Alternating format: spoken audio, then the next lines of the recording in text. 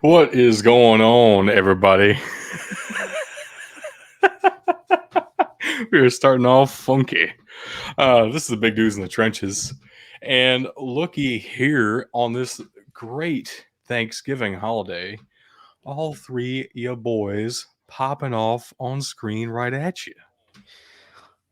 Dude, it's been a wild day. I've been up since you don't even want to know when. I'm exhausted, but I'm here for the show. The show's going to give me some energy because we have a ton to talk about. It's going to be a ton of fun. I do want to know how long you've been up because I don't believe you. I never went to bed last night. That's Sounds like a mistake. reasonable. That's Well, rational. All right. Let me put this on air because I made a critical mistake today. I was smoking a turkey today for a few of my friends. Good way of doing it. Well, I forgot to clean the critical components of the smoker last night before I put it on. So about 6 hours into a 12-hour smoke, the temp probe goes out. Smoker shuts itself off. I can't figure it out.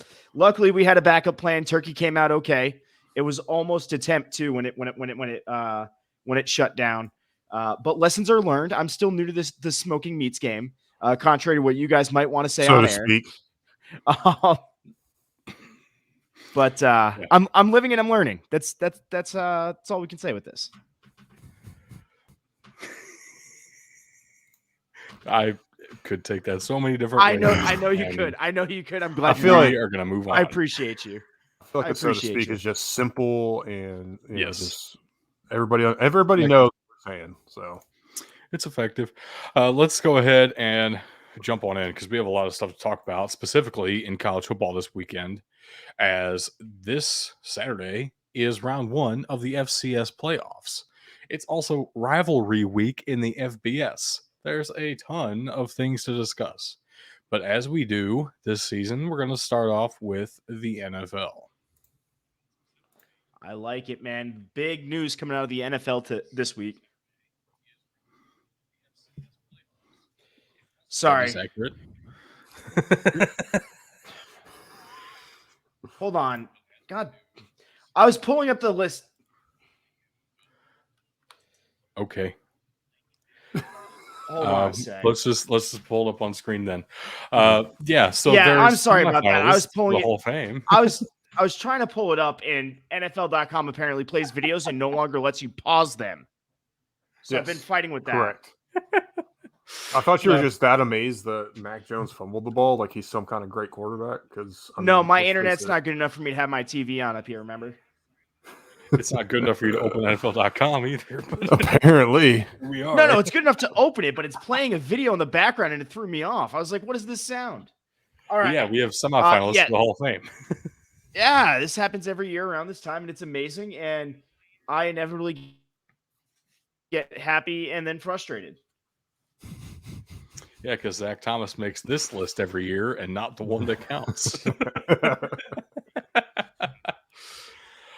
But there's I think 7 inductees every year, something like that, out of the modern list. I feel like it's about we have it on here that we picked 5. We wanted to pick 5, and I feel like it's about 5, and then there's one like legacy and one contributor or yeah. I mean, it's and a coach little bit variable. There's some limit, but I thought it'd be a cool idea for us to just pick, like, if we could only induct 5 guys off of this list here, who would we take?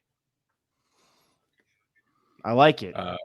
And I say I'm pretty sure I can speak for all of us and just go ahead and say Darrelle Revis is on all of our list.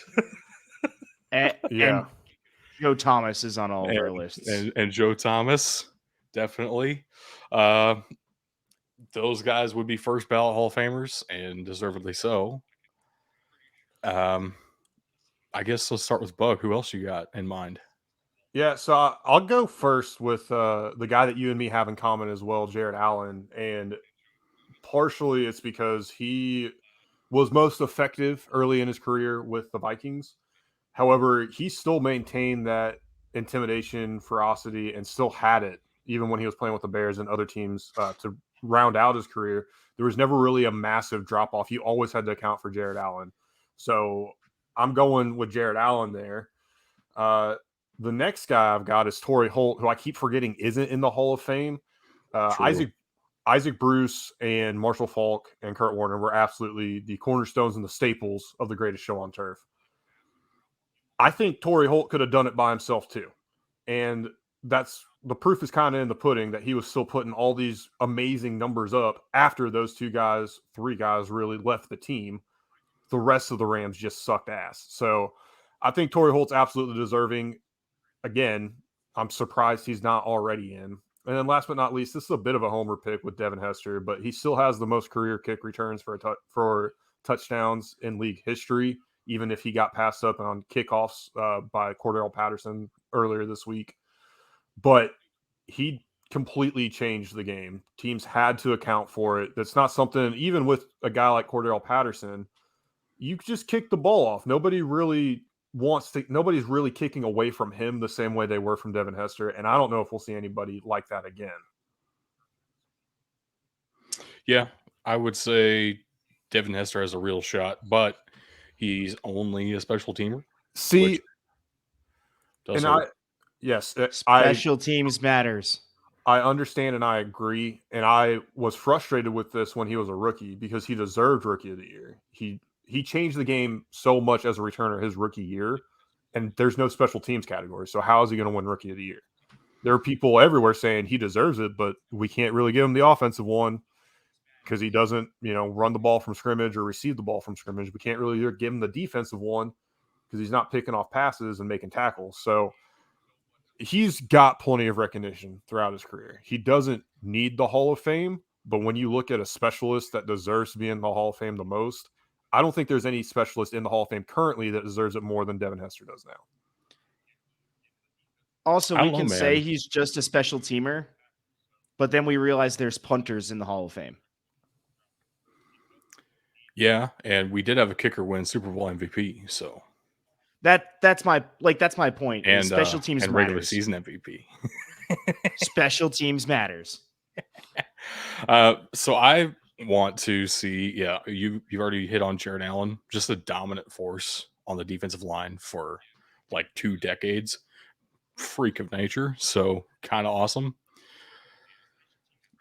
I was also torn between putting Torrey Holt in, or the guy I ultimately went with was Reggie Wayne. Partly because it does feel like at this point, everybody who absolutely dominated from that greatest show on turf team is already in.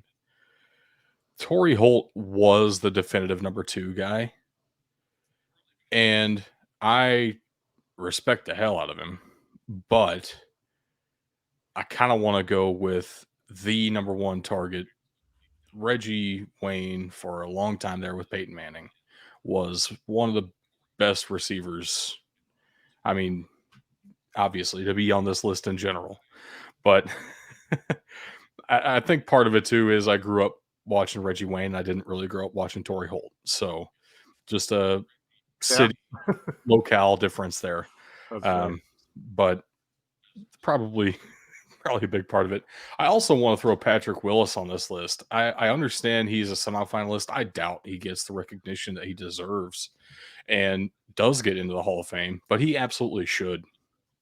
He only played 8 seasons, and that's going to hold him back a lot. But he made an all-pro team in 7 of those seasons. He was the greatest linebacker on the field. I love watching Patrick Willis play. Look, I love all of the names that you guys are bringing up. I actually agree that they all belong in the Hall of Fame. It's also why I think it's a shame that when you have a class like this, you can only limit it to like 5 or 6 guys. Actually, I think it's anywhere from like 5 to 8 is what they say. And it's based on a percentage of votes that they all receive. I'm going to highlight a couple different names because there's more names on here that deserve to be highlighted. Number 1 I'm going to go with here is going to be Rodney Harrison. The dude was a staple of various defenses, namely the Patriots in their early dynasty way back in the early 2000s. The dude was absolutely insane. a name I distinctly remember all over the place. Anytime, granted, I was up in New England.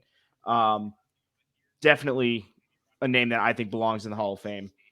Andre Johnson's another one that's worth a look at. I don't think he gets in this time, but his career is worth noting. I actually like London Fletcher this year. I think he's got a solid resume playing for the Commanders throughout his entire career. He means a lot to that team. I think he's going to be the guy, and he deserves to be in there. And then you guys know my stance on Zach Thomas. We don't need to get into it, but I also think he absolutely deserves to be in there.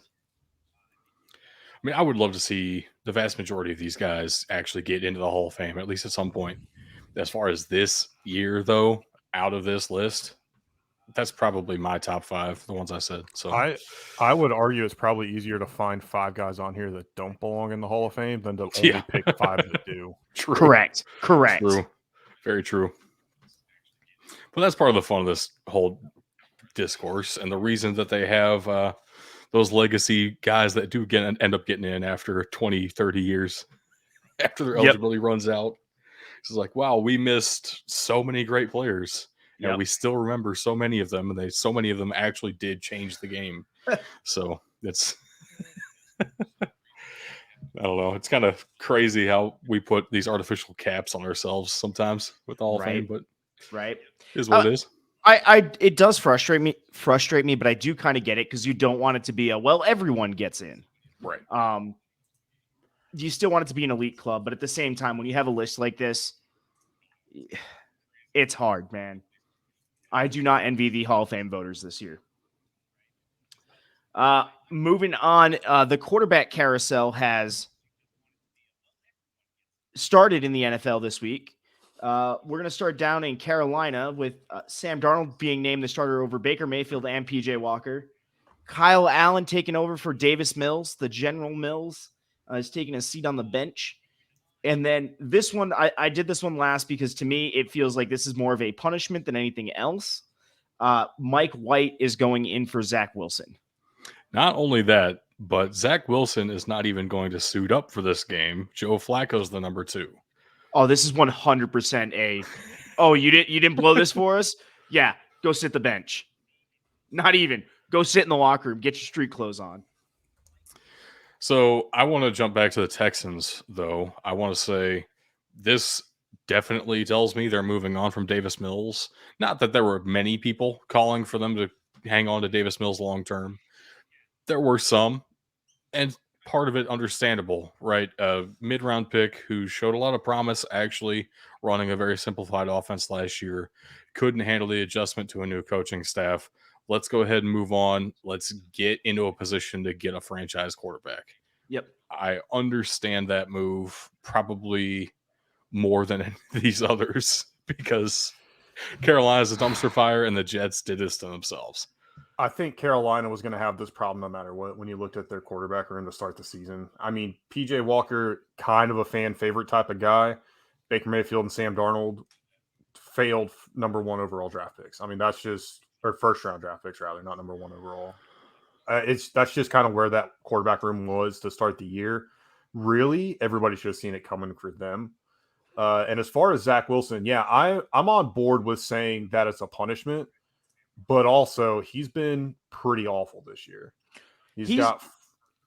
It's not just this year. He's been pretty awful. Like, we pulled up his stats last week or on Monday, and he consistently has a 55.6% completion percentage through both seasons. And I'll give him a little bit of a pass last year too. Like, he's a rookie, whatever. I'm willing to kind of overlook that, but he hasn't made any improvement. He's got 4 touchdowns and 5 interceptions versus 9 and 11 last year.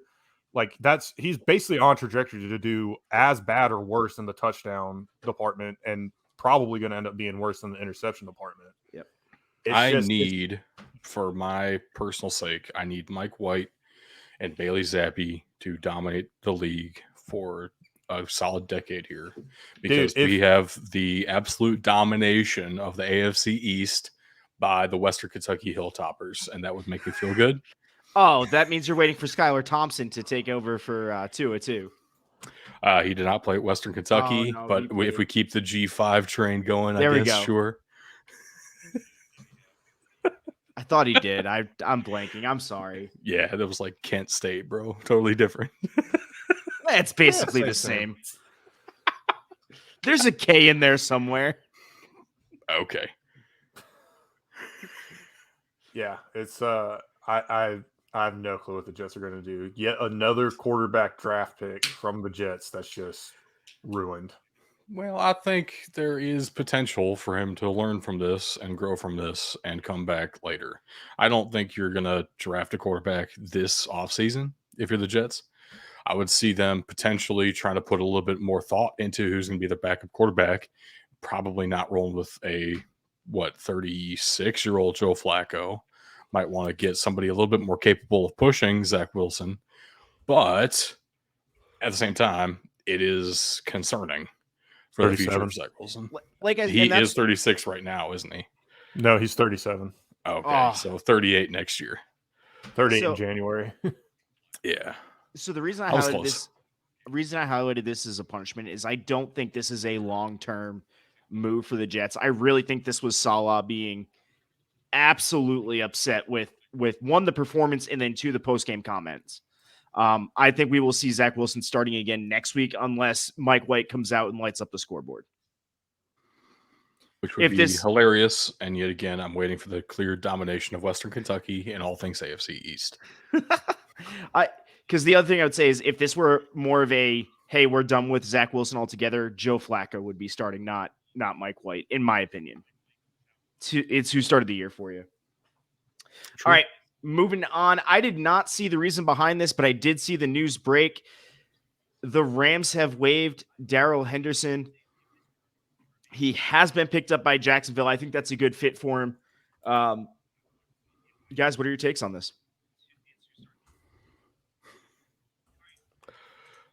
Go ahead, go first, Doug? So I think there's two things to look at. First of all, this would have been the end of Henderson's rookie contract.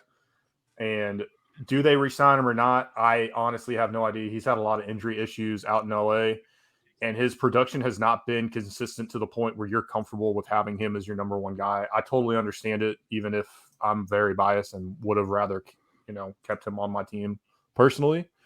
The second issue is that you've got Cam Akers and the relationship's rocky there, but maybe you're comfortable going forward with him. You got at least another year on his rookie contract, and they did draft another rookie running back this season. This year's pretty much lost for the Rams at this point. They haven't looked good all year, whether Henderson's played well or not. This is coming off of a somewhat lackluster performance compared to his previous game. So I think there's a lot that plays into it. Maybe he'll find success in Jacksonville, but he's almost going to be the third back down there. Well, not anymore since they traded James Robinson. He's probably going to be the number 2, actually. I would suspect he slots in right at number 2. Yeah. It's going to be, I would see, actually, so when Urban Meyer drafted Travis Etienne, everybody laughed at him for saying they're going to use him as somewhat as a slot receiver, which absolutely wild take. He's going to be a running back primarily. But this opens up some situations where you can run a little bit of a 49ers type offense, if you will, where you have Travis Etienne as a good pass catcher out of the backfield, also capable of lining up and running some routes from the line of scrimmage. Darrell Henderson can be that workhorse back in the backfield if you need him to be. He's proven capable of that time and again. Why not give yourself that flexibility if you think that ETN can potentially line up at receiver for you at some point, which I believe he can. And I know Urban Meyer thought he could, and he did occasionally at Clemson. So I think this is actually a great move by the Jaguars. It's definitely got the potential if Henderson can light off. And that's what they're buying on. They paid nothing. They're buying the upside here. And I agree with you. It's a fantastic move. I would also say this is why the trade deadline needs extended, because 4 weeks ago, what was it, week 8? So 4 weeks ago, it does not make sense to trade Darrell Henderson. Right. But it would have made sense for them to try and, him be a deadline piece involved here. But instead they just have to waive him, and that doesn't look good ever. How great would it have been if the relationship kept falling out with Cam Akers and the trade deadline were 4 weeks out from where it was, and so the Jaguars get Cam Akers instead of Darrell Henderson. Exactly. Jesus. I mean, this could have played out completely different. So The NFL's fun. Absolutely is. All right, let's go on. We do have some Thanksgiving Day games going on. Bills and Lions were kicked us off today. Giants and Cowboys had before you go there, just want to say we all picked the 49ers to win in Mexico City, which wasn't close. So Call of Duty, man. Look at this anti-meme slide. I know, it's great. Call of Duty ruined the 49 or ruined the Cardinals rather.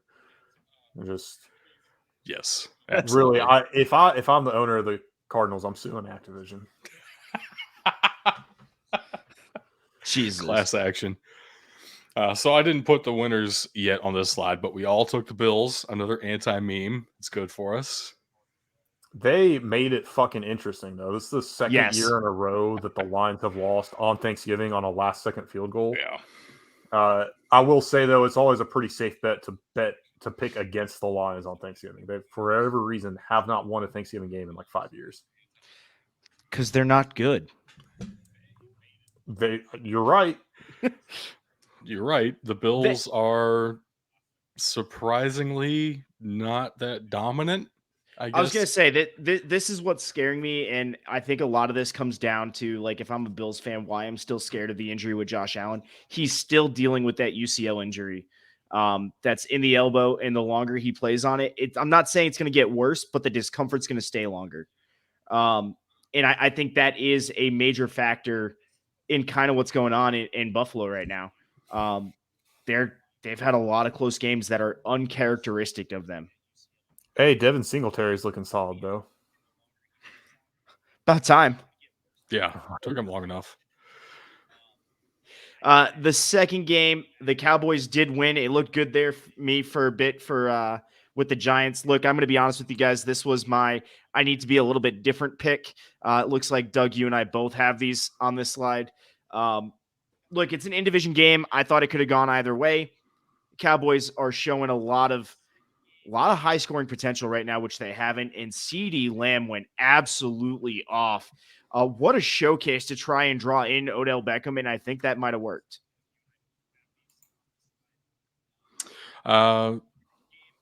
CD's touchdowns. Even though Dalton Schultz caught 2 back-to-back, this was an absolutely amazing performance by the Cowboys. The first half was rough for sure, but they pulled away entirely in the second half. And 28 unanswered in the second half, something like that. No, more than that. I don't know. I started running around to take a shit and do stuff before the end of the game. I think it was 32 unanswered.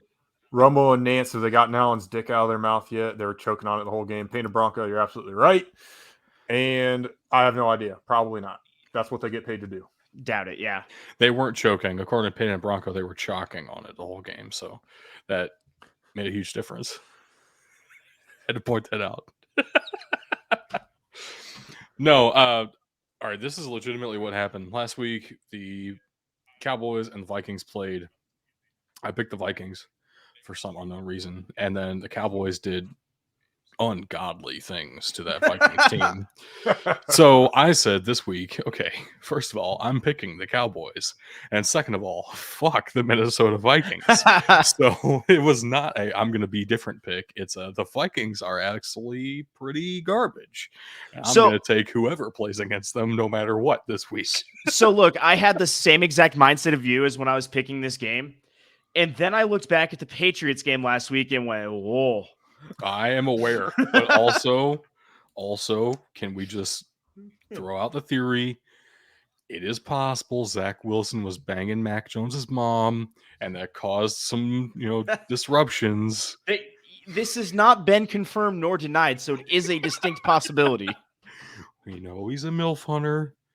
He bags and tags cougars nonstop. That's the only thing he's good at because he's not good at football. Hold on. So. Unlike some other NFL quarterbacks, he has the license. Wow. Yeah. So, I mean, it's not looking terrible for me right now. I think it's possible the Patriots do win this. Yeah, no, so they're currently up 10-7. Apparently, oh my God. Oh, I messed up this pick bad. It's Kirk Cousins in prime time. Oh no. All right. The piece I forgot, Kirk Cousins in prime time. There's also some prime time on Sunday and Monday. Yeah, okay, so we all hate the Packers this year. Every year. What are Packers- you talking about? The No. Packers hate themselves You hate this them. year. I was gonna say you hate them every year. Aaron They're just Rodgers hates the Packers this year. He has for a while. I don't know why this is surprising to Packers fans. look. This is one of the few touchdown spread games that I'm picking with the spread. That Yeah. would be nice. Also, the Eagles are the home team. They're the better team, and they're at home. Yeah, I'm taking the Eagles. Yeah, 100%.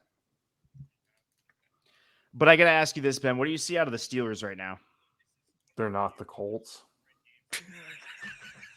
Yeah, but I say the Colts, on the other hand, are not the Steelers. Which So yeah, I'm taking the Steelers. You two are taking the Colts. Let's be real. The NFL is putting up a lot of lackluster games. The best games of the week already happened. Right. Yeah. Bills, let's be real for a minute. Bills Lions was bound to be a good game. The Lions were on a 3-game win streak. They've been looking great all season. You had to wonder what was going to happen in this game. But then again, the Lions can't fucking win on Thanksgiving. I don't know. right. So it's And the Bills always put together a miraculous comeback drive within 20 seconds. 23 seconds to go down. And the Chiefs do it within 17 seconds. So, and Tom Brady's done it in 13. So the Chiefs are going to win the AFC title game against the Bills this year with a comeback in overtime. drive. In overtime. So it's going to be like 20 seconds left, 25 seconds left in the game. The Bills are going to go down the field, score a field goal. There's going to be too much time on the clock. Going to be like 2 seconds left. Patrick Mahomes is going to lob one deep, touchdown Chiefs. There you go to the Super Bowl. I'm calling it right now. NFL scripted, bro. I'll say this. I'm liking what I'm seeing out of Kenny Pickett the past couple weeks. He's getting consistently a little bit better, building, and this is a good team to have a breakout game against. I like it. You know, it's this one really is a coin toss to me though. So who do you take? Jalen Hurts or Kenny Pickett? And I'll take Jalen Hurts every day of the week. Okay, so the reason I'm going with the Colts here is actually what they've showed me the past 2 weeks. They beat the Raiders. Okay, cool, not a big deal. But then a 1-point loss to the Eagles. I believe that was on the road. No, it was in Indianapolis. Okay, so is that in Indy? That's still pretty good to contain Jalen Hurts to 17 total points. Look, this will be the third game that Jeff Saturday has been the head coach of the Indianapolis Colts, or Jeff Sunday as I call him now. And I've picked the Colts. How your tune has changed. I just need to play into the meme, bro. That's Jeff fair. fucking Sunday. I've picked the Colts 3 straight weeks now, and I will be right. It will happen. That's my logic. I'm with you. Let's ride it. But that's Monday night. We also have some games Sunday that we think are worth watching.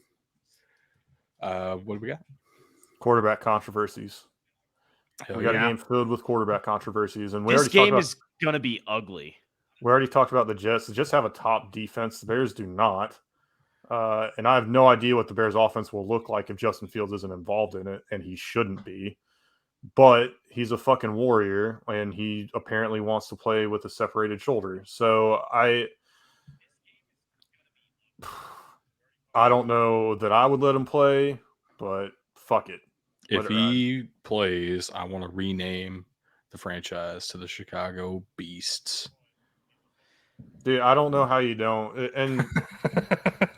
And that's another thing, too, is you've got a stark contrast between Justin Fields apologizing to the defense in the locker room post-game, hurt, had to come off the field on a stretcher, was holding his hamstrings the whole second half.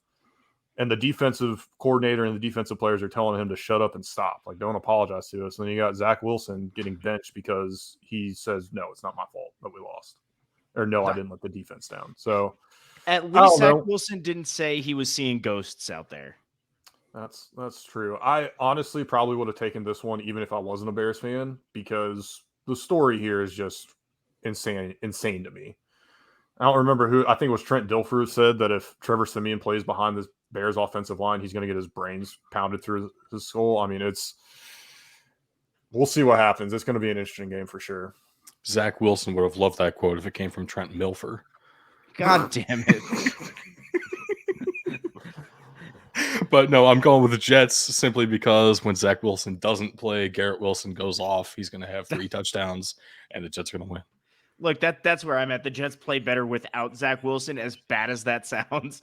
Their offense actually moves the ball. And again, my big concern is one you just highlighted there, Ben. I don't know what the Bears offense is going to look like without Justin Fields. I don't know if he's going to be able to go, and I don't know how effective he will be if he does go, at least through the air. I know he's still going to be effective on the ground. There's no question there. I think it's his left shoulder. It's still going to fucking hurt to move at all with this fucking separated shoulder, but at least not his throwing arm.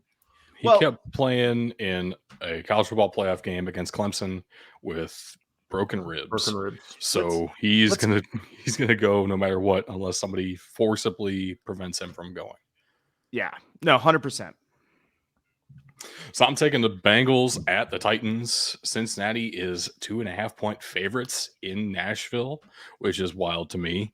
Looks like we're all picking the Titans here, which is also wild to me. I thought there would be some love for the Bengals on this show, but I actually really think the Titans have a winning formula, and it's one that the Bengals aren't built to stop. So it's a great matchup, in my opinion. Vegas doesn't agree, which means this is probably going to come down to the wire, and it's probably going to be a great game. This is actually very important for playoff seeding in the future. If the Titans win this, they're 8-3. Like, they're in contention for that number 1 overall seed in the playoffs and a bye, which I don't think many people actually expected out of them this year.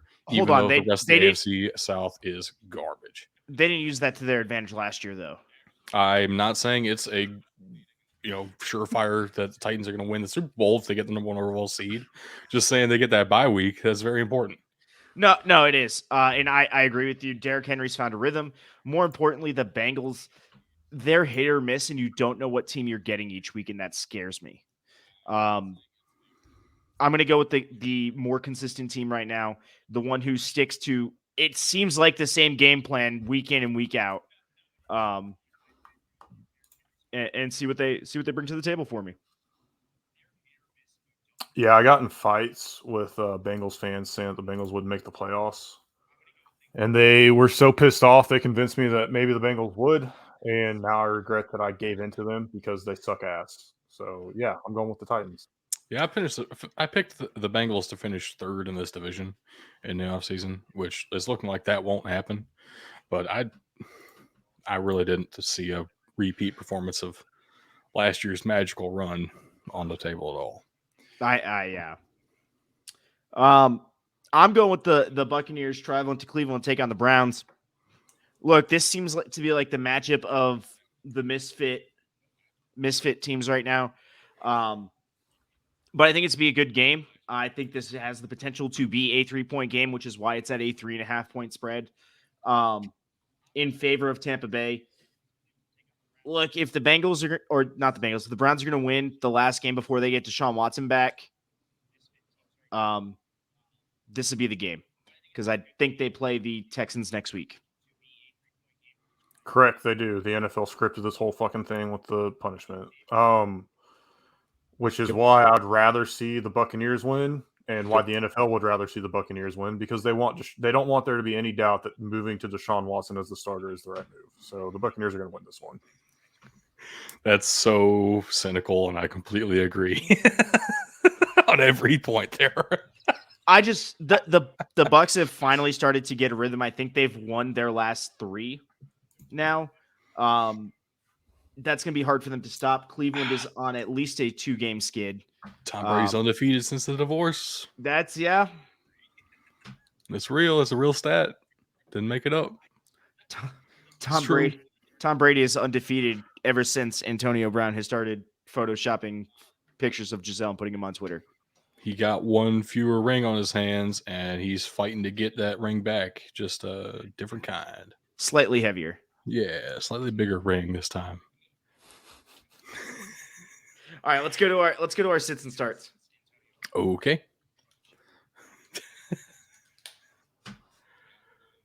Wide receivers. Yeah. For no reason at all, I'm sitting Deshaun Jackson. I think the Bengals, the Ravens are sitting him too. So good call. Yeah, he's questionable. If he plays though, I don't know that I'd want to go with him anyway. His game has changed drastically. He's been an impact receiver just because there's really nobody else on the Ravens right now. But they're not really being able to utilize him the way that he's used to being utilized. And with him still being questionable right now, I would just look elsewhere. I wouldn't bank on having to play Deshaun Jackson this week. And then for my start, we mentioned a few times Garrett Wilson. I mean, it's pretty obvious why. Every time Zach Wilson doesn't play, he has an amazing game because it's like he's an amazing receiver or something, and Zach Wilson doesn't know that because it's not his fault. So yeah, start Garrett Wilson and sit Deshaun Jackson. Look, I love the toss-up softball of sitting Deshaun Jackson because he's probably going to be out this week. Fantastic. We need the pick-me-up, especially with the absolute baller risks I'm taking here in a minute. I do love the Garrett Wilson. I'd feel a lot more comfortable if it was Joe Flacco starting, but I do love the Garrett Wilson pick here as well. All right. I am sitting, and yes, these slides are correct. I'm sitting Isaiah Pacheco. I am starting Cam Akers. Why? Look, sure, Clyde Edwards-Helaire went down. I think he's going to be out for a few weeks, but we still don't know who the number one is. As number one running back is in Kansas City right now with Clyde out. And the Rams have the top rushing defense in the league right now, or one of the top rushing defenses in the league. I don't like that. It's probably going to be a running back by committee. I don't like that either. So I'm sitting Isaiah Pacheco until we know more about that situation. I am starting Cam Akers. What? Why would anybody do that? He hasn't put up a double-digit fantasy game ever. Look, they got rid of Darrell Henderson. He is now the clear number one out in Los Angeles. They need to run the ball. Kansas City does not have a good rushing defense. This is his chance to make a statement and earn his spot on that team and solidify that number one position here. It's a risk. I know it, but I'm going with it. Sit Isaiah, start Cam. Let's go. We can keep this as our official picks, but I would also highly recommend looking into Kyron Williams if you're desperate, because I suspect he will probably get a lion's share of carries over Cam Akers. I'm not in agreement with Tug on this here, but I do think taking a Rams running back, either of those two, is. Has Williams been activated off the IR? Yes, he was activated week 10. Okay. I just want to say, I hear a lot of analysis going into this, and I really think the actual reason you went this route is because Isaiah Pacheco looks plain and normal, and Cam Akers has this dope-ass visor, and he looks sick as fuck. So he's going to go off. I didn't see the pictures before now. You built the slides. That's not my problem. Cam Akers looks dope as hell.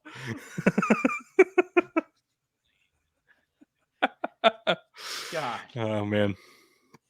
All right, let's get out of the NFL. Let's talk about some college football because it's more fun anyway. We'll get a lot of it. Yep. All right. Let's start off with the college football playoff committee rankings and put them up against our BDT trench ratings just to see the comparison here. Now, obviously, the committee doesn't respect the Big Ten like we do. Or the Pac-12. Because they have reason for that. We put Penn State at number 5. They have LSU at number 5. We don't agree with that. But USC, yeah, probably about the right spot.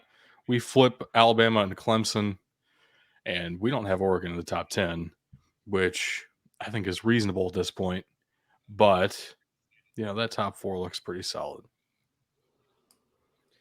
It's nice to see these top 4 agree, and aside from seeding changes, well, no, one of these teams in the top 4 is going to drop out this week on both sides. That is, And I would say, assuming everything plays out as expected, the favorites all win. USC would probably jump into that top 4 in the BDT trench ratings as well over Penn State. So we would probably still be pretty much in line with that playoff committee, which at least I like to see, since I built this model and I want it to be representative of what's happening in college football. It's cool. I like it. Let's go ahead and talk about coach extensions, because there's been a lot of talk going around about Nebraska's job, about Colorado's job, about Auburn's job. Apparently Auburn and Nebraska are willing to put up a lot of money to the right coach in the right fit. These 3 were brought up quite a bit in all of those conversations, and they all 3 got huge extensions with their current school, aka Washington, Kansas, and Kentucky just preemptively outbid Auburn and Nebraska. Hold on. You know who's not on this list? Jimbo Fisher. Lane Kiffin. Yeah. Anyway, Washington's Kalen DeBoer got a $1 million or so raise per year, extended through 2028, and he'll get a whole bunch of incentives, bonuses if they make the Pac-12 championship, if they win the Pac-12 championship, all these kind of various incentives. I like Kalen DeBoer a lot. I understand the draw to bring him back to the Midwest. Nebraska looked like a real possibility there, even though this is his first season in Washington. But he's going to stay with the Huskies for at least another couple of years. Kansas, Lance Leopold, the emergency hire, if you will, out of Buffalo when Kansas lost their head coach kind of randomly. Lance Leopold has a history of success at multiple places. Nobody really knew about him unless you paid very close attention to Division III football, which most people don't. But Lance Leopold was a goon at Wisconsin Whitewater, and then brought some winning culture to Buffalo there for a season or 2 before heading over to Kansas, and they put up their best season in a long time. Not necessarily great by any means, but you have to start somewhere.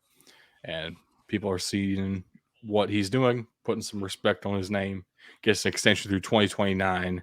We don't know that money yet, but I assume there will be some kind of a raise involved.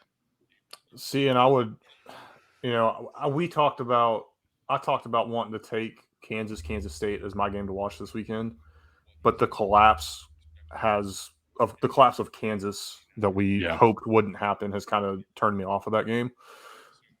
But at the same time, I don't know how much of this you can put on Leopold and how much of it you have to look and say, oh yeah, his starting quarterback fucking went out.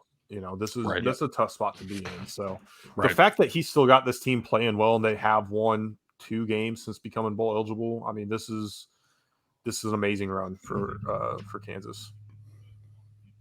It absolutely is. They have not done that. They have 6 wins on the year.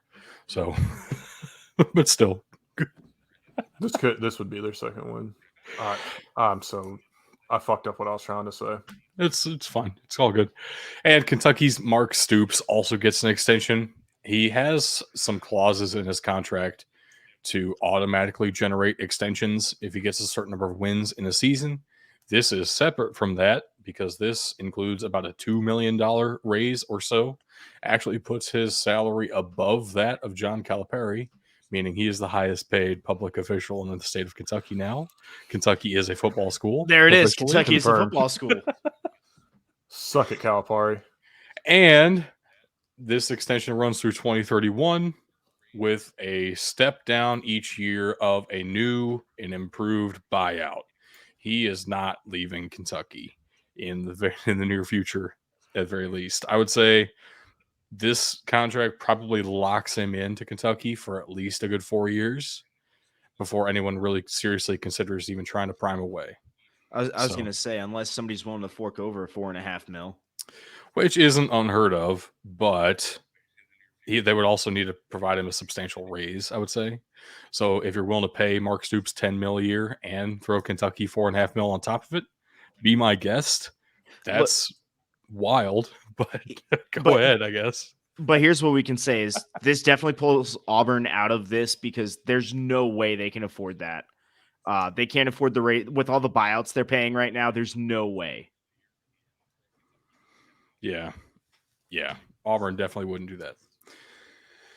So the other news out of college football, we don't have a slide for, but EA college football, EA Sports college football will launch in 2024. There was a rumor it was going to launch in 2023. That was the initial timeline they posted about, but they never.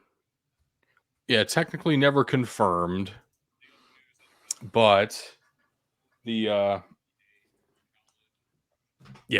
actual announcement came out 2024. It's not only an NIL issue, it is also I think a stadium rights issue. So and yeah, and getting all of the fight songs and all the mascots and all the stadiums scanned in that they need to. It's a collegiate licensing issue. I don't even know if they have the deal with the collegiate licensing committee yet. So they apparently do. They just don't have all the assets created. I don't know. There's a whole lot of angles to take with this. It kind of doesn't matter. We're getting a college football video game back in the near future. Right now, that date's 2024. I think it's going to be $100 base game, though. I'm willing to pay that. But EA is making it, and that's what makes me nervous. And I'll leave it at that. I don't want to get into the conversation again. Do you really think they're going to do a $100 base and not the 70 base that every other game is right now? I think they're going to have to cover the costs. Here's the thing. All right, unless they only have the Power 5 schools in there, they're going to have a excessive amount of teams, players, schools associated with the game, as opposed to most other AAA video games. So what they're probably going to do, if I had to guess, all Power 5 players will be on the NIL, and you will have the CPU-generated rando teams for everyone else, and it's going to piss people off. I would almost be willing to bet that's how they're going to do it. I can confirm, as of right now, that's not how they're going about things. That may end up being what has to happen, but that's not at all what they're trying to make happen. And that's part of the reason for the quote-unquote delay. It was never officially announced for 2023, by the way. That was just the speculation. So this is the official announcement, launch in summer 2024. And it gives me plenty of time to finally find a PlayStation 5. So Xbox Series X, man. Come play with us. I will. Please. It'll be cross-console. If this game isn't cross-console, I'm not even going to fucking bother with it. I'm not going to let myself get excited and disappointed when it ends up not being cross-console. So true. It'll be cross-console or I won't buy it. It's that easy. Or maybe I'll just get an actually good PC and start PC gaming the shit out of college football. That would be worth it. But let's go ahead and jump into some of these games we got going on this weekend, because there are a plenty of games to be picking from. And we have been picking games all season. Actually, 108 games we've picked so far. I do have a 6-game lead on Tug there, who has a 7-game lead on Bug, which is perfect gap closing distance for Bug to overtake us here in the next 2 weeks. And I promise you it will happen. That's how this goes. Let's go ahead and jump into the ranked versus ranked to the FBS level, because we have 4 this weekend. Starting us off is out of the American Athletic Conference, number 19 Tulane at number 24 Cincinnati. This will determine who hosts the American Athletic Conference title game. If UCF wins this weekend, it will be UCF at the winner of this game. If UCF loses this weekend, it will be a rematch of this game in the American Athletic Conference title. It'll be the second time in 4 years that's happened, and I really hope that's how it ends up playing out. But I'm going with Cincinnati. I'm not going to overstate the home field advantage here. But Cincinnati's got more of a winning culture than Tulane, and I think that is going to play into this game more than it should, and more than I think people are giving it credit for. I just think Tulane's looked better all year round, all year long, I should say. And that's this year. That's what matters to me. I agree with the winning culture. Cincinnati has more of it. That does play a factor as well. But this year, I feel like Tulane's got the upper hand in this one. I actually believe that Tulane right now, at least on offense, is more talented than Cincinnati, which is a statement we could not have made even last year. Yeah. It's kind of a wild statement to throw out there. Tulane has also beaten Kansas State this season, which is awesome. So I'm just kind of rooting for Tulane hard here. I'm picking Tulane. I don't feel great about that pick. It is definitely a coin toss in my mind, which I usually go with the home team. I'm kind of rooting for the Green Wave. That's where I'm at with this one. I'd be fine being wrong on this one too, for the record. Next up, we have number 3, that team up north, at number 2, the Ohio State University, in the 117th edition of the game, held in Columbus, Ohio, here on Fox. And the final game of the 100th season at Ohio Stadium, right? Yeah, absolutely correct.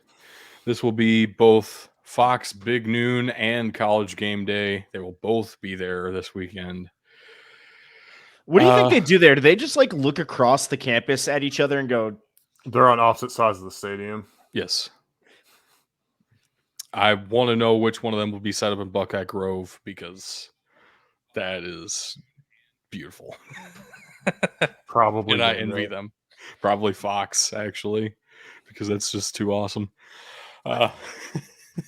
We're all going to Ohio State here, which scares me a lot, gotta say. It scares me too. I almost took Michigan for the sake of not having us all taking Ohio State. I definitely put some thought into that. But here's my thought here. And I'm using an argument you guys use. To me, these teams, Ohio State might have a slight edge talent-wise. That being said, they've played at the same level all year from what I've seen. So I'm going to take the 100,000 of Ohio State's best friends over Michigan this week. If this were in Ann Arbor, this might be a different pick for me. But in Columbus, I got to go with the home team here. Have y'all watched Michigan's last 2 games? Some of each of them. Not the entire thing, because I hate them so much I can't bear to look at their colors for long enough to watch the entire game. The struggle for the Wolverines has been real, and the help from the referees has also been real. And yeah, I have seen Brett this Bielema happen. Called him out last week for that, and he had every fucking right to. Let's just say it's a good thing I was watching this game at work, because I would have said a lot of horrible things at the television. And I don't hate Michigan that much, and I don't care that much about Illinois if they win or lose. But Michigan did not deserve to win that game. They were not the better team, and we'll leave it at that. Because of that, I get this as a rivalry game, and I get Michigan realistically probably only loses one of those games without any help from the refs anyway. But I don't think they match up with Ohio State in the way that they're going to need to win this game. I want to first disagree with something that Tug said there. This will not be 100,000 of Ohio State's closest friends. It'll be 100,000 of Ohio State's richest friends, because tickets are currently going for about $30,000 a piece. I entered a sweepstakes to get tickets, and I did not win. So unfortunately, I will be watching from home this Saturday.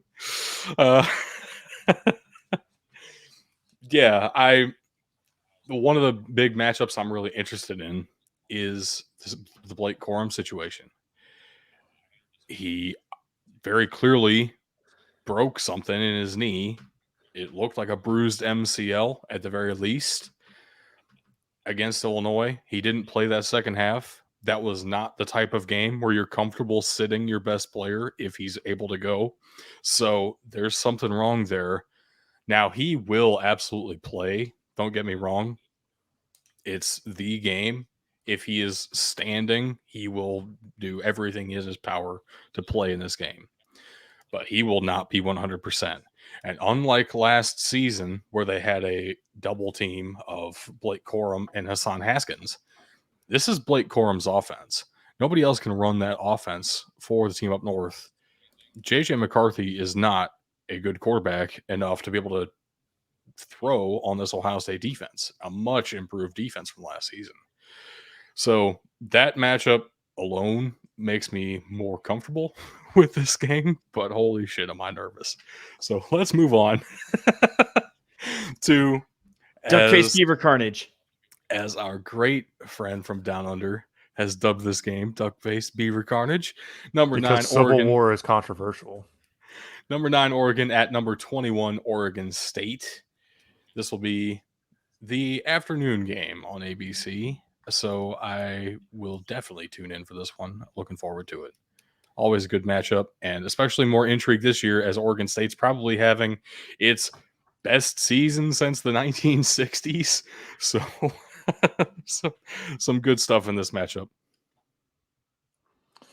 Yeah, I mean, Oregon has just improved so much from the start of the year. It's hard to go against them, even on the road at Oregon State here. I get it. I get why you're going with Oregon State. I just can't.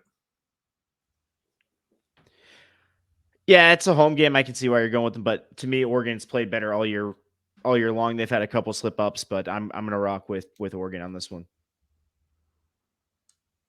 Yeah, so I'm taking Oregon State for 2 reasons. Number one, it is a home game in a rivalry, which matters a lot. It very much so. Number two, Oregon State's defense is one of the most physical defenses that Oregon will have played this season. The other one being Georgia, who shut them down to the tune of, I don't know, a 40+ point win. I don't think that's going to happen here. It's going to be a tight game.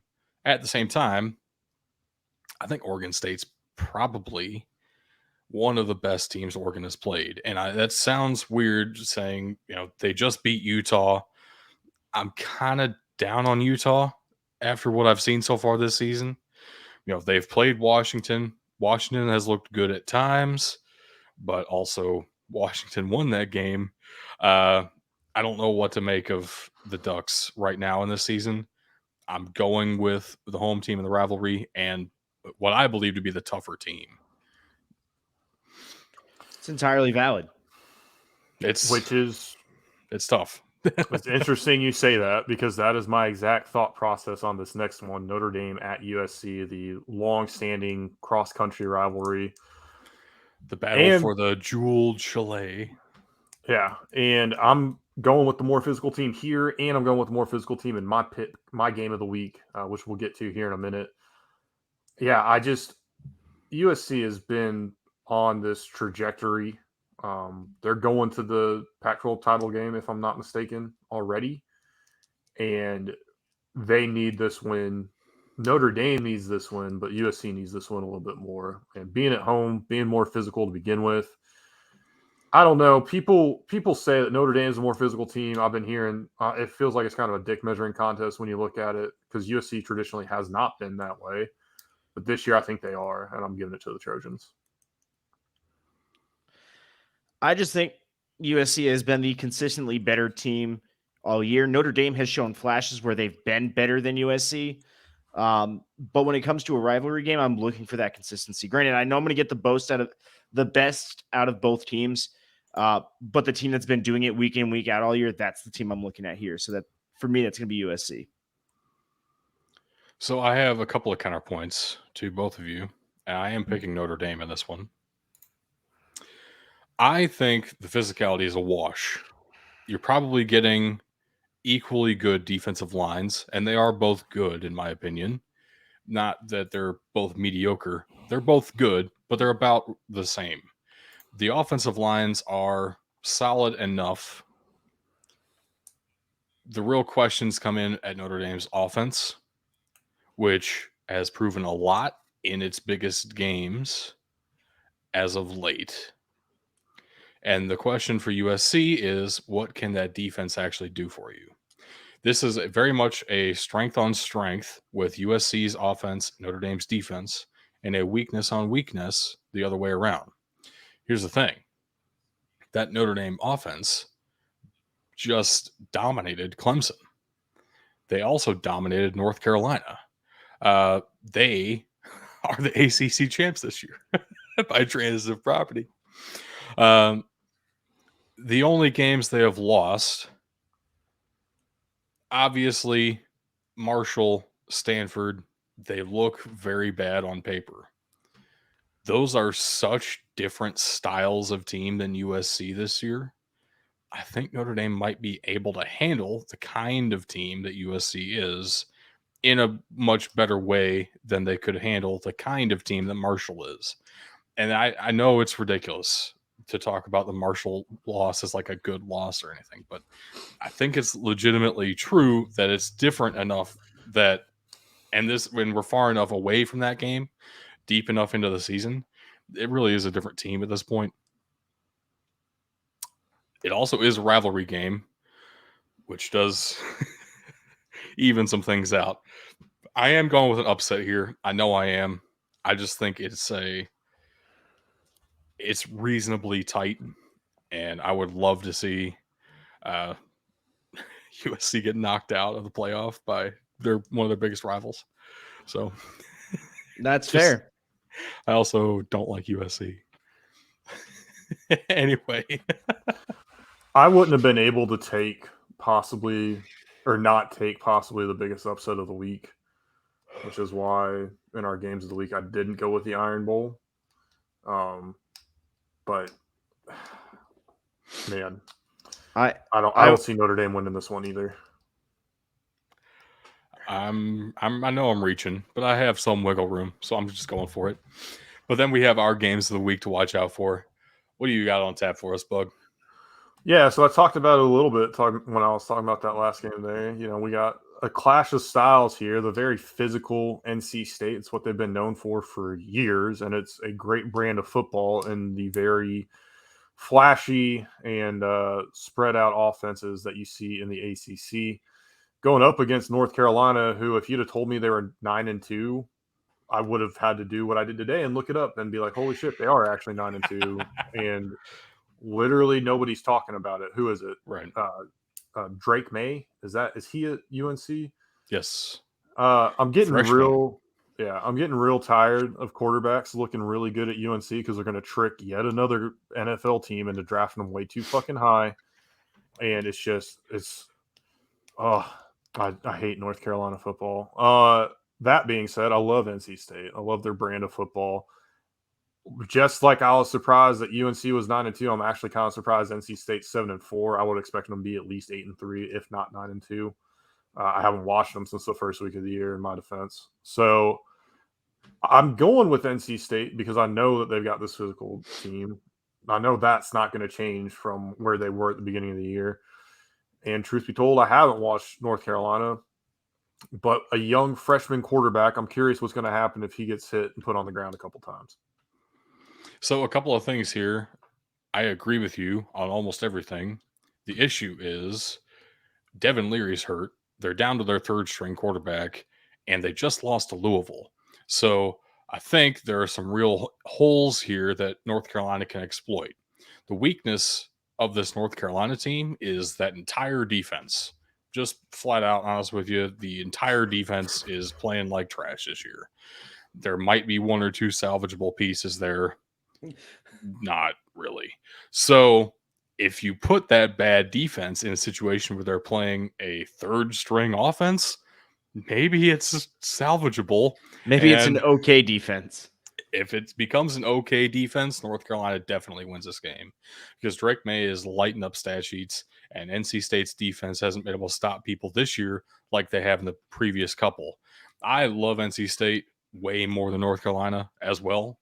I am actually a big Wolfpack fan on the side because I feel dirty loving on them like I do because it's like it's a weird, almost more of I hate to play them. I would absolutely despise having to play in a game against North Carolina State.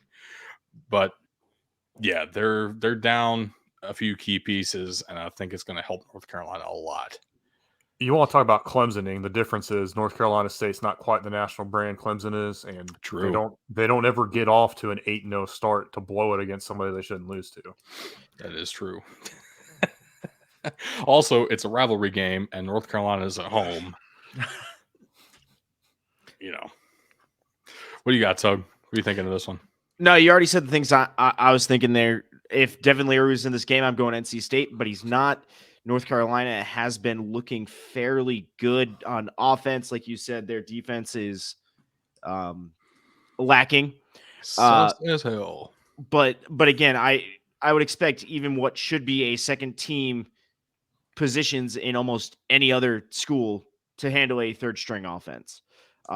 So I'm thinking here, I'm going with North Carolina. I'm going with them because I think they get out to an early lead and step on the gas. That's going to be the recipe for success, because when you're on your third string quarterback, you're going to want to run the ball. So North Carolina needs to come out early and come out fast. And if they can do that, they can lock this game down pretty quick. My game of the week is Minnesota at Wisconsin, the oldest rivalry in the FBS. Not the oldest in college football, but at the FBS level. Also one of the most even rivalries in all of sports. Wisconsin holds the all-time record 62, 61, and 8. Kind of crazy how close this is. They battle for Paul Bunyan's axe every year, and it's at Wisconsin. Wisconsin's favored, actually, by 3 points here. I'm going with Minnesota. Minnesota has a lot more to play for at this point in the season. Wisconsin's already bowl eligible. I know Jim Leonard would love to knock off their biggest rival, potentially get that full-time job. At the same time, Minnesota has a shot at making the Big Ten title game with a win here. And it also kind of feels like PJ Fleck is fighting for some respect in a way. People kind of overlook that Minnesota team, and this would be huge for the program.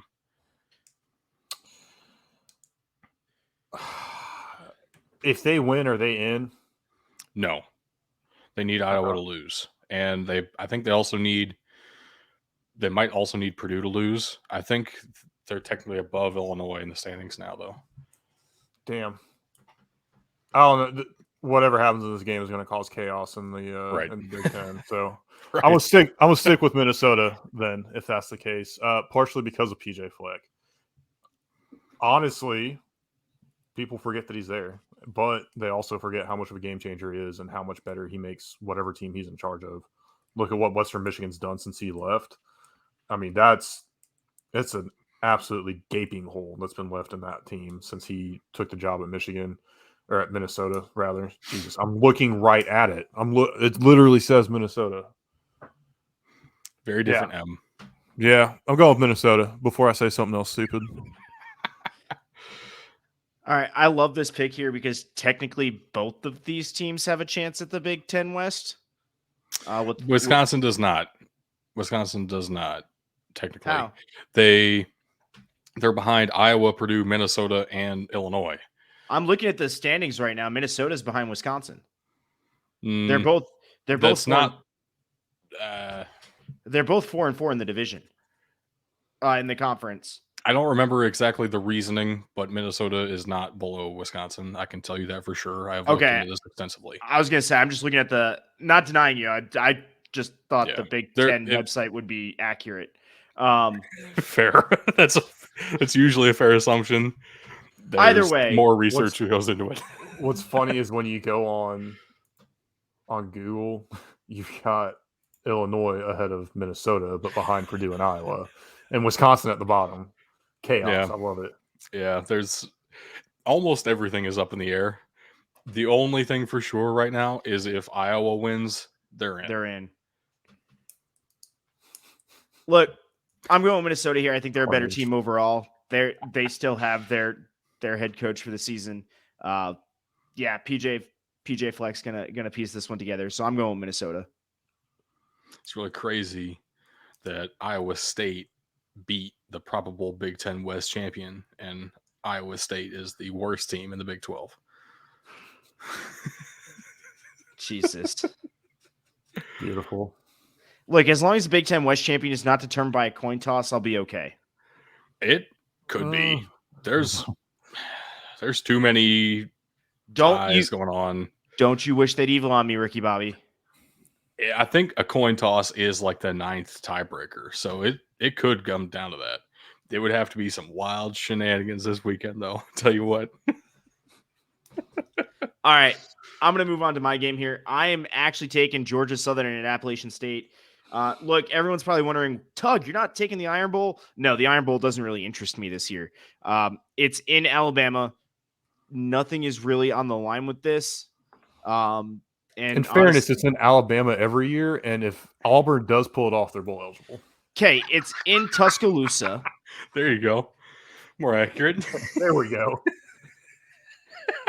I hate you guys. That's great. I love that. Also, yeah, if Auburn wins, they're bowl eligible, and they knock their biggest rival out of playoff contention because they shouldn't be in fucking playoff contention to begin with. Thank you. But we're gonna get to Montana, and I'll give you a heads up. I need to update one of my picks. I totally blanked when I was picking teams. Okay. But no, I'm that game just doesn't interest me. So I'm looking at a game where bowl eligibility is on the line for both teams. And look, hey, every game with Appalachian State's a thriller, especially when something's on the line, especially when they're on the road.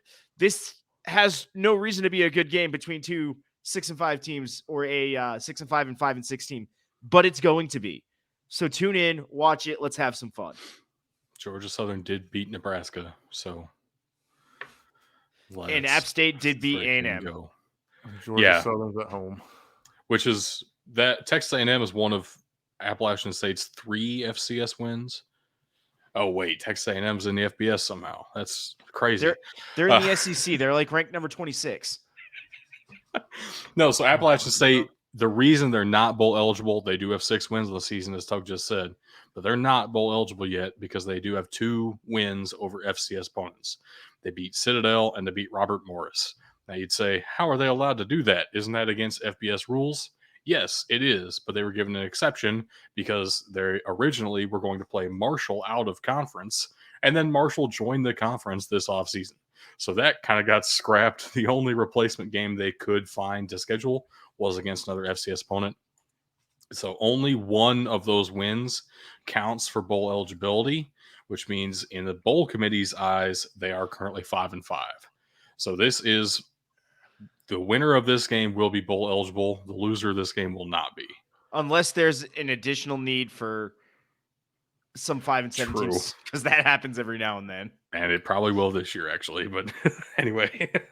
Before we get to the FCS playoffs, Doug, you got to say something nice about your rival. Oh, no. Oh, no. Who did that? Go look. No. Whoever you are, stop. Okay. I actually do have something that's worth talking about. So I was, right before the show, actually, I was watching a documentary on the 2006 version of the game, which the game of the century, number 1 versus number 2. It was a little bit of a deep dive into the whole Bo Schembechler story with that too. If you don't know, Bo Schembechler was an assistant coach for Woody Hayes at The Ohio State University before taking the head coaching job at the team up north. It fueled very much so, fueled the rivalry even more so. And Bo Schembechler is considered to be the greatest head coach in their school history. He passed away the day before that game in 2006. And the emotion there was off the charts for a lot of things. But there's something that Bo Schembechler said that really impressed me. And Bo Schembechler is one of those names that's hard for me to say because he's such an icon for the team up north. So this also counts, by the way, the fact I'm talking about him on the show. I knew that was going to be your comment. But he told his equipment manager and like one of the team. I don't remember exactly how it worked. It's like one of the staff equipment guys who helped out with the opponent's locker room was one of his big jobs and making sure that everything was good to go. So Bo Schembechler told this guy, he's like, we want to beat Ohio State. That's our number one priority. But we respect Ohio State and we respect Woody Hayes. And you will treat that locker room as if it is our own. And I appreciate that. And I hope that we return that favor. Sorry, Doug. I promised you I was going to do that to you before during the week of the game, so I had to.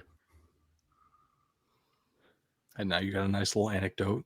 Yep. That made me almost tear up on the show, and also almost throw up on the show. I was going to say, you might want to go wash your mouth out with soap now.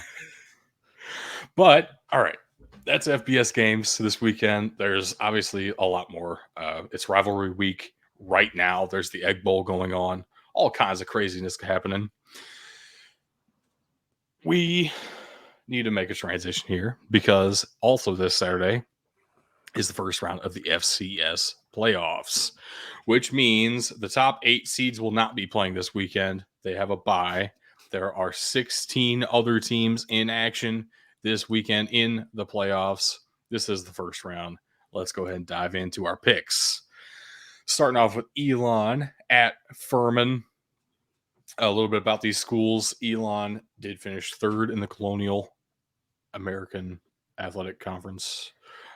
Furman finished 2nd in the Southern with a surprise win for all of us over Mercer. We all took Mercer in that game, and Furman came out and won, finishing 2nd in that conference, getting the at-large bid. You both are taking Elon, though. I'm going with the Paladins simply because I have been so surprised by them so many times. I feel it's about time that I start showing them some respect. I think Elon burned me twice this year, and I have a lot more respect for the CAA. Not to mention, Elon's best wins are against 3 other teams in the playoffs here. William and Mary, I believe, has a bye, if I'm not mistaken. Yeah, they do. And I love Delaware, and I have a lot of respect for Richmond as well. So when you've got 3 wins against those type of teams, I'm going to lean your direction. We've picked Elon a couple times. I've picked against him a couple times, and look, Elon is just a solid team all the way around. That's kind of why I'm going with them. Furman is also a good team. Not trying to take anything away from them. They earned the home field for a reason. They didn't just buy it. But either way, yeah, I'm taking Elon here. That sounds like a shot at someone later in the show. Yep. Next up, we have St. Francis of Pennsylvania heading to Delaware. Now, Delaware also obviously one of the members of the CAA, as we were just talking about with Elon. St. Francis won the NEC, went down to the wire the last game of the season against Merrimack. They had to win the conference, and they did. That got them the auto bid, and they are traveling to Delaware in the first round. I am taking St. Francis. I really don't think Delaware should have made the playoffs. They finished 6th in their conference. Yes, they beat Navy, but also St. Francis had basically a playoff game for the last 3 weeks trying to get that auto bid, and they won every time. So I have a lot of respect for St. Francis, and I'm hoping that they can pull through. I'm going with the experience here. Delaware is consistently in the playoffs, and they're at home. Yeah, it says something when the committee gives the 7-4 team the home field over the 9-2 team, because these guys do play vastly different schedules. Right. So yeah, I'm taking Delaware here. I think it's the better pick, given playoff experience and given the schedules despite the record. Yeah, I think the CAA got the love that the Missouri Valley has gotten the past couple of years. True. And we're seeing it unfold here. Now, I'm going to bring up this Navy win for Delaware again, but what that really shows to me is just how physical this team is. It is tough to stop a triple option team to the point that you beat them, especially if you're not playing triple option team every single year. And even if you do, look at what happened to UCF, right? Right. So I'm going to ride with Delaware here, go with the Blue Hens. Maybe Joe Flacco shows up. That'd be fun. Maybe not. I'd enjoy it. He's got a commitment on Sunday. That's fine. This is on Got time to Saturday, get though. back. Yeah. It's close enough. Actually, wait a minute. Is that game in New York? Yes. Then yeah, he could. That's like a 3-hour drive. Why not? Be fun. Next up, we have Fordham at New Hampshire. Fordham finished second in the Patriot League. New Hampshire technically finished tied for first in the CAA. That's 3 straight games with CAA members. New Hampshire came out of nowhere this season. Honestly, I didn't have any expectation for them to play well this season. Max Brosmer at quarterback has been something of a revelation for them. Not expected at all. But of course, Fordham has probably the most recognizable name at quarterback in all of the FCS right now, as one of the stat leaders for the past 3 seasons at Tim DeMorat. So there'll be plenty of offensive action here. That's what I'm predicting. But I am going with the Wildcats. I think New Hampshire's been impressive this season. I'm going to take the hometown team here. I'm going with the Wildcats as well.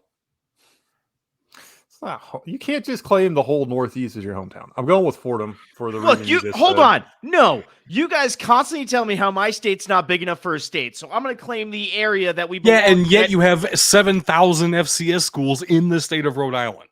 So get out of here with that nonsense. Their campuses must butt up next to the nearest Dunkin'. I mean, that's all there really is to it. No, Every there's Dunkin' like Donuts in your state has an FCS football team.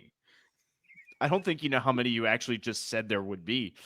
I already said it was in the thousands. Anyway, what do you got, Bug?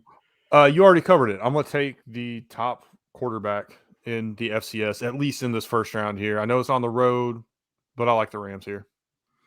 I actually do think New Hampshire winning would be a bit of an upset. I know they're hosting this game.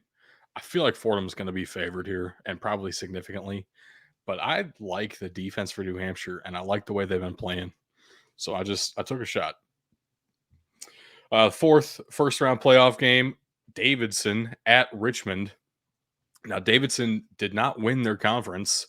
That would be the Pioneer Conference. St. Thomas won that conference, but is ineligible for the playoffs since they are transitioning up from Division III. Wild. We've talked about it a couple times already on the show. Won't get back into it. But Davidson is the representative in a coin toss. Dayton was also tied for second in the Pioneer League, but Davidson gets the bid. And Richmond finished third in the CAA. That is 4 straight CAA games now. Wild. I think it ends here soon. I hope so. But what do y'all got on this one? We got a basketball school playing against Richmond that had to get there by a coin toss, and the team they were in a coin toss with didn't make the playoffs. So I think that tells you everything you need to know about why I'm taking Richmond. Yeah. Yeah. There is one thing that you guys left off, which is a reason I'm picking Richmond. That is Davidson quarterback is hurt and out for the season. Their leading passer on the year is a wide receiver. Davidson will be running the ball, and everyone knows it, and there's nothing Davidson can do about it. So Richmond will probably have their way through the air and be able to hone in on the run and nothing else. Yeah, I expect the Spiders to win. Look, 802 yards passing for a wide receiver is not bad. I know. 7 touchdowns, 3 picks. That looks like a future New Orleans Saints or San Francisco 49ers pick right there. That would be something else. But we have 4 more games to be talking about here. North Dakota at Weber State. North Dakota did finish third in the Missouri Valley Football Conference. They are the one of only 3 representatives from that conference to make the playoff. Weber State is the host here. I've talked about them before being potentially one of the best teams in Utah this season, behind only Utah themselves. I actually do believe that to be true. They Even did beat with Utah State to prove it. So even with the 4 safeties on punt snaps, I mean, yes, that was a long comical. snapper situation that has been handled. and I'm picking Weber State to win this one. Yeah, I'm with you on Weber State. I don't know how you don't take them. I'm curious why North Dakota got in. I get that UNI is a huge win, but man, UNI also finished like one game above 500. So is it Yeah. that big of a win? If they won it in Iowa, yeah, I would say. I mean, it's going to get the win. respect, but Yeah. is it deserved? Look, UND is a hockey school. Fair. These are facts. So we're going with Weber State. Next up, we do have Gardner-Webb at Eastern Kentucky. 2 completely different conferences. Finally. Going up against Colonel Sanders. Thank you.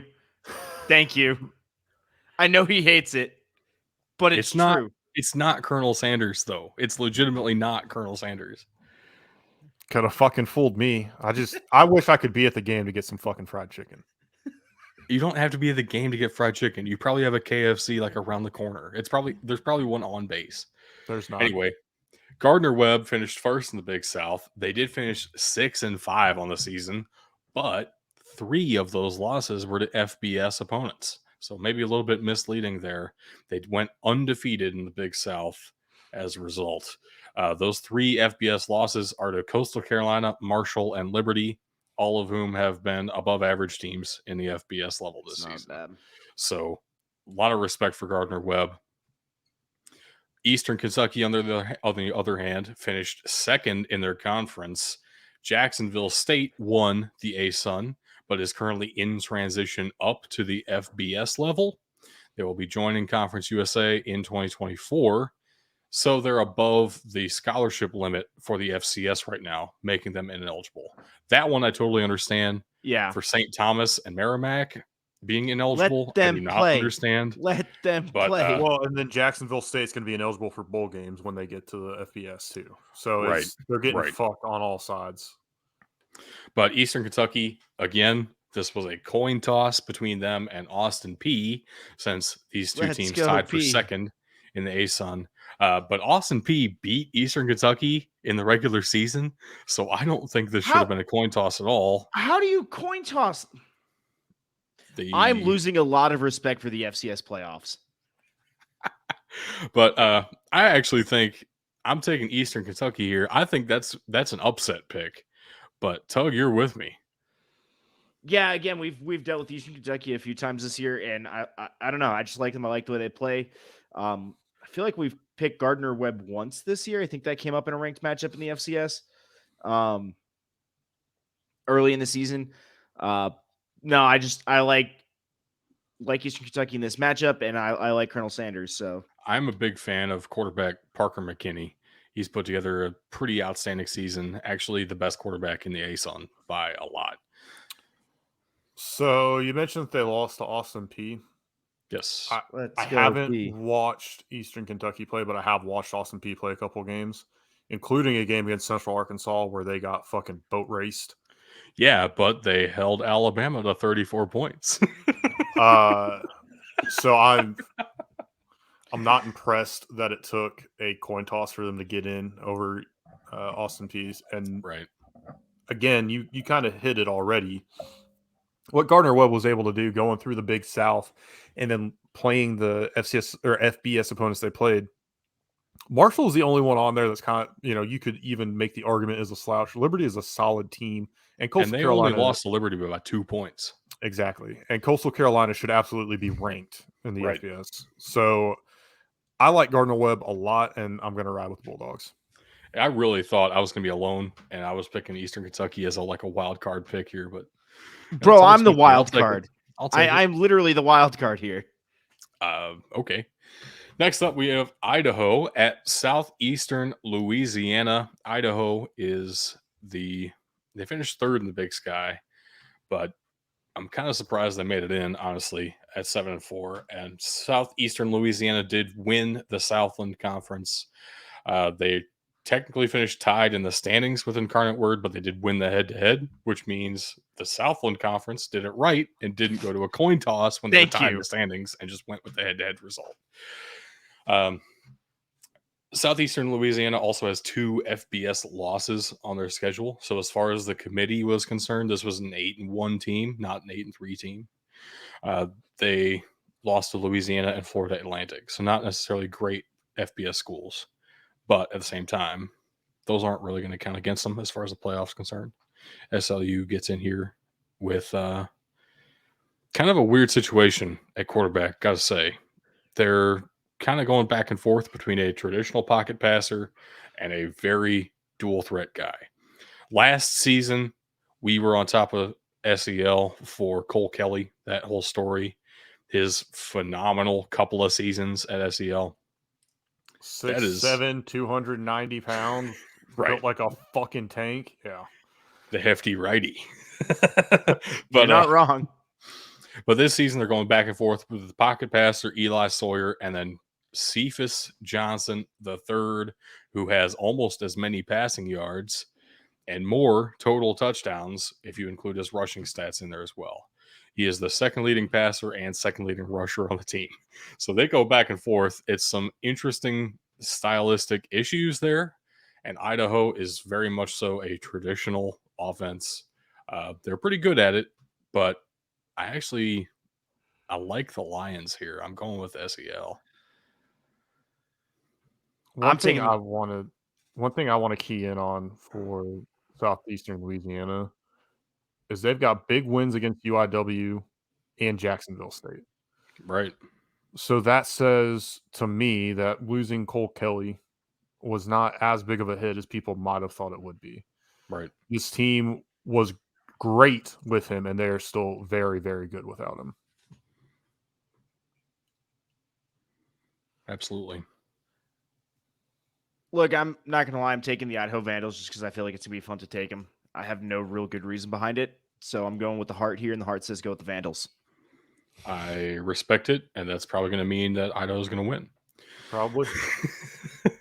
And the 8th and final matchup of the first round of the FCS playoffs, Southeast Missouri State will be heading to Montana. This is the only nationally televised game on regular TV. Everyone else is going to be on ESPN Plus.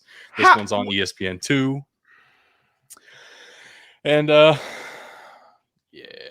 all right. Tug and I talked a little bit on the show Monday about how Montana got into the playoff here. I don't know if you want to rehash that argument, Tug, but feel free to comment if you want to. Yeah, so here's the deal. I was picking teams today, and I mixed up which team bought their way into the playoff, and then I remembered as we started the show, oh, that's Montana. So, Doug, on the slides, would you kindly update my pick later tonight to SEMO? 1. Okay. 2, how is this the nationally televised game? Because Montana bought the slot. I'm telling you, dude. I was gonna say, was that part of the bid package too? Probably, actually. Oh my god, no! I'm sorry. The fact that there's even a bid system for the FCS playoffs tells me, like, we've all been saying, "Hey, look, the FCS does it. Why can't the FBS do it?" This is why. Because then, literally, every SEC and Big Ten team would be in, with a sprinkling of Big 12 and Pac-12 and ACC, just because they're going to have the best bids. Right. Right. Yeah, it's not cool. Look, here's my assessment. Montana doesn't even deserve to be in here. They haven't won against an opponent with a winning record. So this is going to be SEMO, and I have nothing else to say on this. SEMO did win the Ohio Valley Conference, by the way. Of course, they tied for first in the OVC with UT Martin. So it went to a coin toss. What is with the FCS and coin tosses, man? They didn't meet in the regular season. So this one I understand. They had the same record. They had the same standings. Point differential. I know. But it's more fun if we went to a coin toss. So no, it's not. It absolutely is more fun. You just hate fun. You're also an anti-bowl guy. You think Look- there should be fewer bowl games, and you're fucking wrong. So here's the thing. There's no reason that SEMO is in and UT Martin is not. They should Okay. both be in. Right? So whoever gets Okay. I mean, I don't think you can realistically do that if you're going to keep the number of teams in the playoff consistent. There is a real world scenario where like 4 teams tie at the top of a conference that gets an auto bid. You can't just get them all in. There have to be some tiebreakers. But Montana didn't need to be in. That's what I'm saying. So I'm looking at this with a few different 7 and 4 teams. That's where I'm coming at with this. And all those 7 and 4 teams are hosting, which tells me they only got in because of the bids they told the FCS they could bring. I'll also say, you're talking about Montana didn't have a win over a team above 500. Neither did SEMO. I mean, they went 9-2, but the OVC was absolute dog shit. The only reason they're in the playoff at all, even at 9-2, is because of that auto bid system, and the Ohio Valley Conference gets that auto bid. So I don't know that either team necessarily deserves to be here. It's just I hate. So I got 2 things. First, North Dakota is not hosting at 7 and 4. They're going to Weber State. So we got at least one 7 and 4 team that's not hosting. right. It's probably the Second, 1 7 and 4 team that deserves to be in too. Second, yeah, SEMO didn't beat any over 500 teams, but the reason they were able to beat SIU is because they were able to do something that Salukis weren't able to do all season, and that is finish a game out. Regardless of whether Montana deserves to be in or not, being able to finish a game plays into SEMO's favor very, very well. I mean, we're all picking SEMO. I don't think we really need to make huge arguments for them here. It's just I don't think either team really deserves to be here. Just being honest. Man, FCS playoffs is fun. There's also absolutely nonsense. fucking nothing to do in Cape Girardeau. Why are the auto bids not the home teams? I could keep going on this list. Like, I don't think the auto bids need to be home teams. That's not necessarily fair. What if there's like a 4-loss team gets an auto Hold on. bid? Yeah. Hold on. I mean, you want the auto bid to be the home team here, but you are the first person to bitch whenever a wild card team has a better record than the NFC East. hold on. Because here's the deal. Are these guys over 500? Both teams are, yes. yeah. In this case, yes. Okay. In the case we're talking about with the NFL, when I complain about it, it's when they're sub 500. This is a whole other discussion. I think there could be a time and place where we have a deep discussion of what the FCS playoffs should look like. I don't think this is the time and or place. I say we go ahead and move on. We made our picks for the first round, and let's get out of here with I'm mad now. I see that. No Let's move way.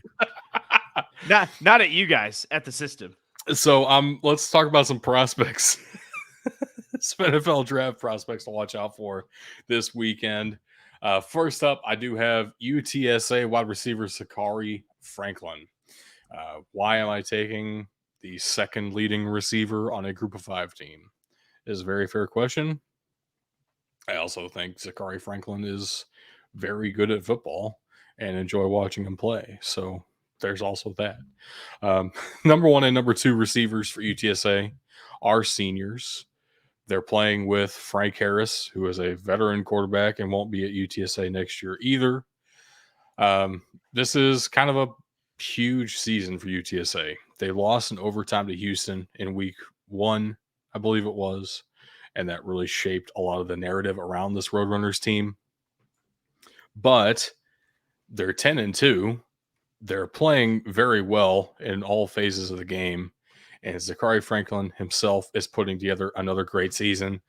Very clear path to breaking 1,000 yards for the second consecutive year. And I love the way he plays. Very consistent, very intermediate route focused, but as a 6'1" guy, that's kind of what I expect you to be able to do. The fact he's able to create that separation so consistently interests me. And I just like watching UTSA games. Gotta be honest. This whole offense is fun, so it gives me an excuse to watch the Roadrunners. And he's got a single digit on his chest. That means he's a leader and a guy that they're expecting to perform well for this Roadrunners team. So absolutely love the pick here. Yeah, and that number got changed. He was double digits until this season. So Exactly. next Great up on tradition defense. there. Ivan Pace Jr., linebacker for Cincinnati. This is his first season with the Bearcats. Previous to this, he was playing for Miami of Ohio and the Red Hawks. Didn't get a whole lot of love out of high school, really only getting consideration for the max teams around him. But he's from Cincinnati, so he's going home, playing with his brother now at Cincinnati. Like, there's a lot of ties here, and we're seeing it in the stats. He's performing very well. 19 TFLs, 9 sacks as an on-ball linebacker for Cincinnati. This is back-to-back seasons with over 100 tackles. Last year, of course, with Miami of Ohio. And there's a couple of games to go yet for Cincinnati. It's very likely they play in that AAC title game and a bowl game. We're potentially looking at 3 games left on the season for him. He might break that 125 of last year in total tackles. They might be looking at a New Year's Six Bowl too. It's possible. He doesn't create a whole lot of turnovers. I've liked to see that he's getting his hands on the football a little bit more in recent years. That 2020 year might look a little bit low. Got to keep in mind that's only over 3 games with a COVID shortened season.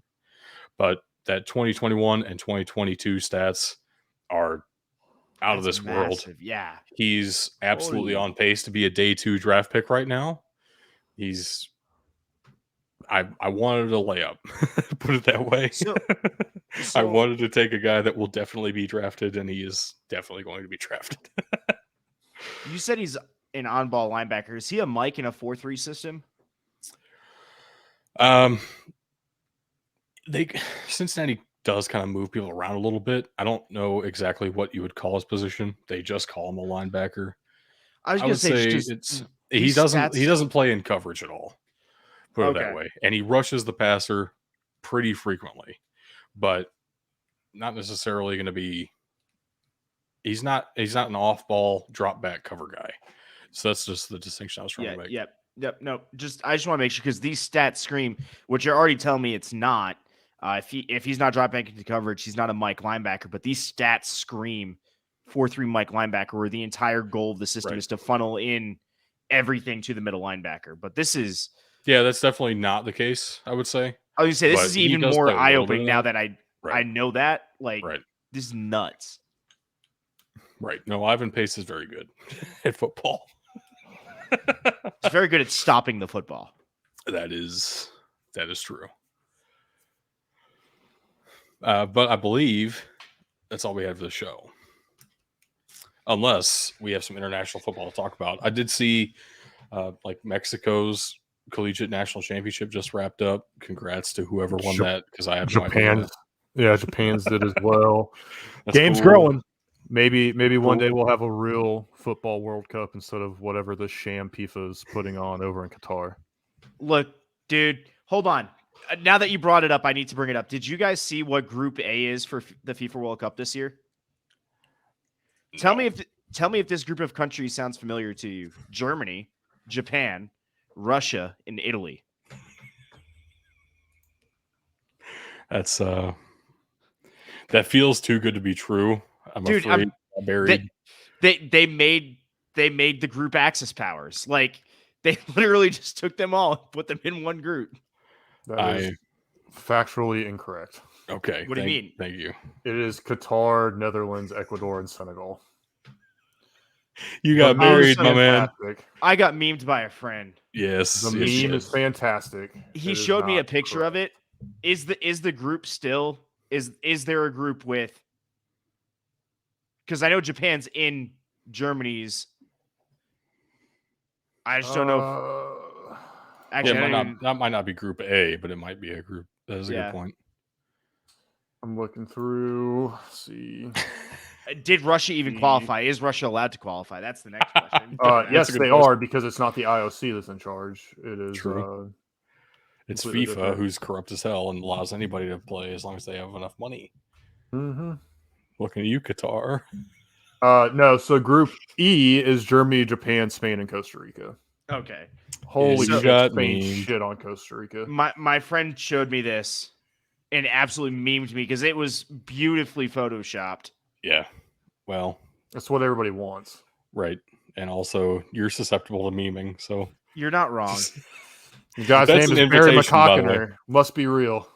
That's an invitation, by the way. Join our Discord, meme tug to death. We will definitely allow it. I will create a page, like a channel in there, just for you guys to meme me. Like, I mean, we got to mix in some real content just so Oh, no, Tug no. stays on his toes. yeah, that's fair. But he might believe everything anyway, so it's fair game. Hey guys, did you see this in the Discord? Speaking of which, that Discord link is scrolling across the bottom of the screen and will be in the podcast description along with all of our other social media links.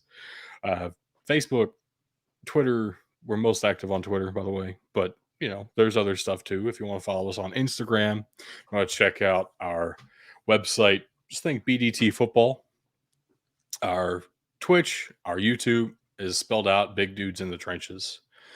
All those links are in the description of the podcast, and we would definitely appreciate you checking us out.